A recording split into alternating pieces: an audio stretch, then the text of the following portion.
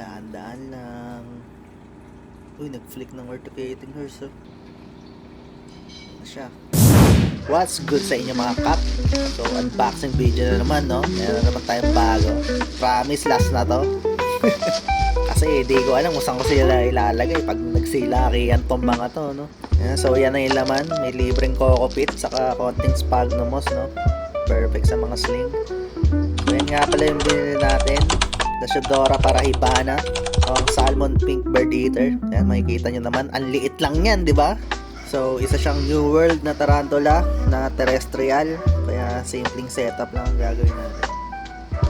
Yan na siya, oh. Medyo maliit pa, no? Tapos, ito yung libreng lalagyan nakasama. Check natin kung may signs of life. Okay. Check natin kung gagalaw ba to. Ayun, no, gumalaw siya, no? So, safe.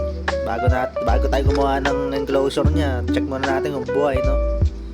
So, ito nga pala gagamitin ko mga kap. Medyo nilakayan ko yung butas, no?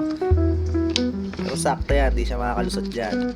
Okay, simple setup lang. Terrestrial setup lang, no? Pakukupit lang, tapos konting sphagnumos.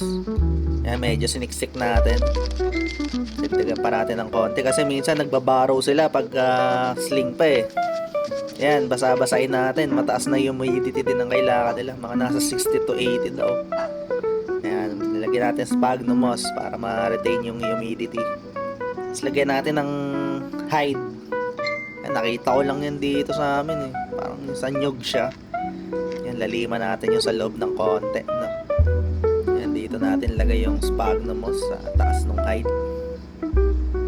Para medyo aesthetic yung tignan, di ba? Okay, yan na siya. Simpleng-simple lang mga kap. Okay din yung mga terrestrial, pang beginner mga kap, madali i-setup. Okay, game. Dilipat na natin siya, no? Pinutol ko yung dulo nung sa lalagyan niya. Diyan ko susundutin yan. Tapos yan, kumuha tayo ng mas malaking lalagyan, no? Para in case na mag-bolt siya, diyan lang siya, madali mahuli. Yan, dahan-dahan lang, no? Smooth lang dapat ang galaw para hindi siya mag-bolt. Yan, o, ganyan lang kasmooth yan. Yan lang ang basic maglipat. Mahirap kasi pag yung sling ang nag-bolt mga kap, mahirap hanapin yan pag nagsingit-singit. Yan, o, smooth na smooth lang. Nag-flick pa ng orthocating hairs, no? Yan, smooth lang. So, yun lang hirap dito sa mga New World mga kap, no? Meron silang orthocating hairs. Although mahina yung venom nila, pero napakakatid daw ng orthocating hairs na ito mga kap. Kaya kahit pang beginner tong tarantula na to, di rin advisable hawakan. Sobrang katid.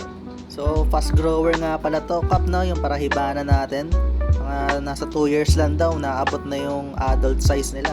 So, abangan nyo yung feeding video na ito, no? Matakaw daw to, eh. Alright, tas wait lang natin siya makapag-settle, no? Tas try natin siyang pakainin. Yun lang mga kap, salamat sa panonood. Peace out.